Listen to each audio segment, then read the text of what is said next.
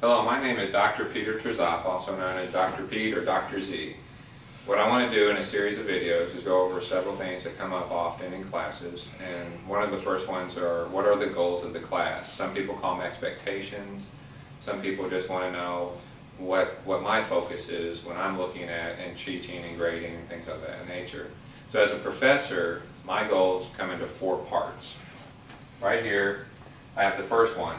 We get our book and we want to learn the material. And what I mean by that, it doesn't matter what the subject is that you have a book, you have references, and you have things that like required readings. And at that point, we want to know that you learned the material. Having said that, over time, you're going to forget the material. And so one thing that's added to the class as sort of a bonus is how do we develop a set of skills? And the skills are really what drive me, because let's say you forget material, if you know and if you have the skills and you know how to use them, the material is something that you can recover very easily. If you don't have the skills, it becomes very difficult over time. So what I'd like to do here is to show the first skill is researching. Do you know how to research? I mean, anyone can Google or giggle, as some people say, and that's okay, and that's an effective way to do things. But there's also the academic way of doing things. So we want to know how, can we use Google Scholar? Can we use the library? Are there books? Is there an actual on-site library down the street? Various communities have different levels of libraries, but we also have the online libraries. And these libraries allow us access to more academic literature or sources, meaning they're not just something that someone typed on a web page or encyclopedias. It's just something that an author actually researched and developed the information, and it's more academic. So researching is a critical skill that we really should learn in class. The next one is grammar, spelling, and APA.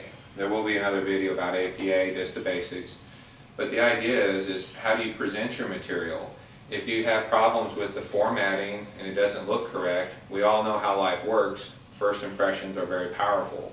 So as a professor, if I'm looking at your work and there's a lot of spelling issues and grammar issues and APA issues, it starts making me wonder, did you go and look at the APA guide?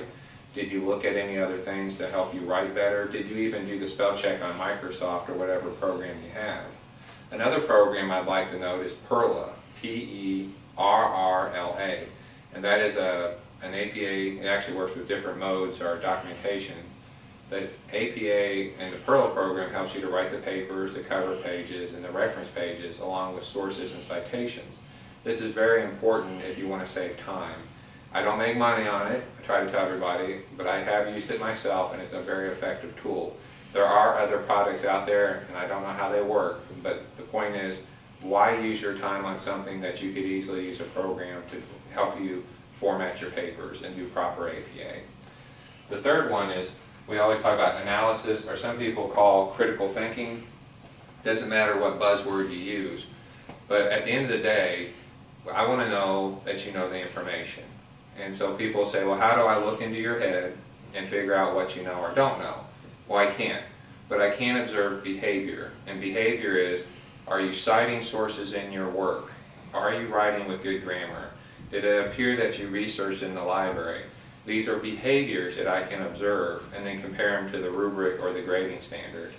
And so these are just different type of things that I can do to observe that critical thinking. Because at the end of the day, you have to be able to think about it, not just regurgitate or to repeat things, but to actually understand how it works. At any point though, I always want to let the student know that I'm here to help you, and that we have a whole staff that's more than willing and caring to help you be successful in your education. At the same time, this is your education, and so make the most of it. It's a great opportunity. Again, thank you very much for your time, and this is Dr. Pete, and best of luck in class.